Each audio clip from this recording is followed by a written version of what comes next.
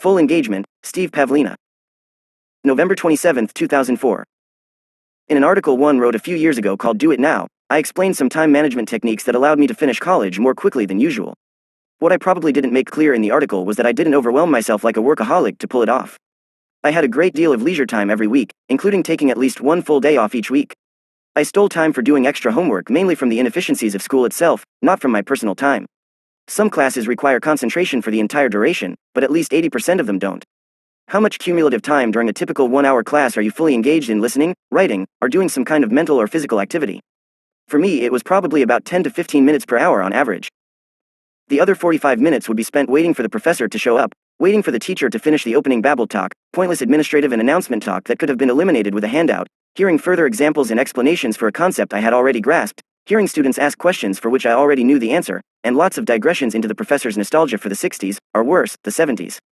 So during a 1-hour lecture, I would put this wasted time to good use by doing schoolwork for other classes, whereas my other classmates would spend a lot of time looking bored and not be fully engaged most of the time.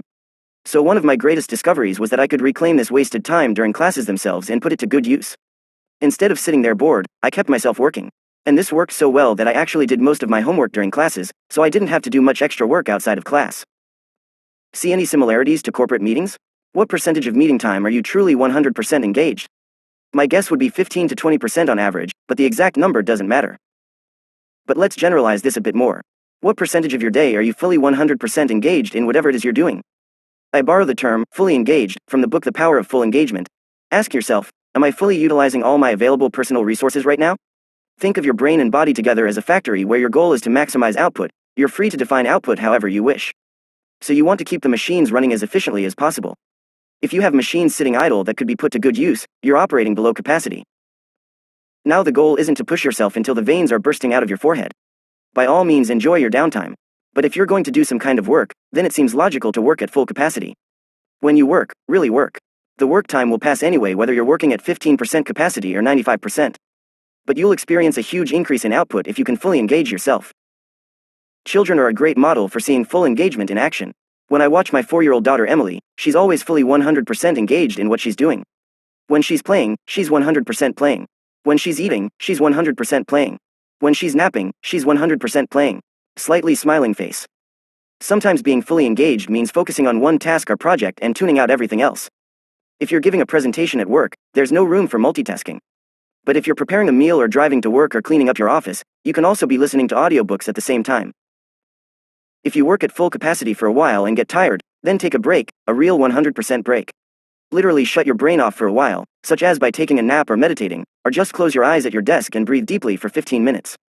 Many of the greatest achievers of all time were nappers, including Thomas Edison. Acknowledge that you're switching from fully working to fully taking a break. Don't remain stuck in that haze of not quite working and not quite resting, such as by doing web surfing for a while and then returning to work at 20% capacity. If you feel mentally tired and can't work anywhere near 100%, don't grind yourself into the ground. Stop for a while, switch off your mental factory, do the required maintenance, and then get it back to 100%. Finding blocks of time where you aren't fully engaged and upgrading your usage of this time to fully engage yourself is a great way to squeeze more productivity out of your life without becoming overloaded. When you watch TV, are you fully engaged? Not even close. Even while watching TV, you could be cleaning up, exercising, or giving your significant other a foot massage. Now there's nothing wrong with just relaxing either, but often you'll find you do have the energy to be more fully engaged in tasks if you push yourself a bit. I have a home gym where I do weight training, and I need to rest briefly between sets. My muscles need these breaks, but my brain doesn't. So I often read articles from magazines or newsletters during these minutes. Or I'll listen to an audiobook during the whole session. So I turn a sporadically engaged activity into a fully engaged one. Now you might think that taking all your 20% engaged periods of the day and upgrading them to near 100% will have the effect of exhausting you more quickly. But most likely you'll experience the opposite effect. When you fully engage yourself, you gain an obvious short-term boost in output, and this has the effect of boosting your energy and self-esteem as well. When you look back on your day and know you only worked at around 20% of capacity, you'll often feel lousy about it. You know you could have done better and just wasted a lot of time, and years of this behavior tend to be very draining and demotivating. But when you fully engage yourself, you tend to feel really great about your performance. You'll still make mistakes, but they won't be due to lack of effort. When you go to bed, you'll be thinking, wow, I really did my best today. I couldn't have done it better. Being fully engaged isn't just about doing. It's also about being. How often have you been off somewhere else mentally?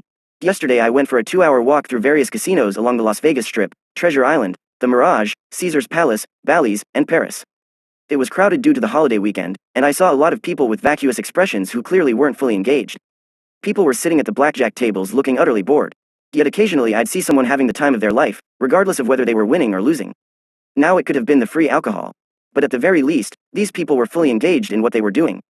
They were totally present and enjoying themselves. Those who weren't fully engaged were clearly wandering mentally. Thinking about work or other problems or just zoning out completely.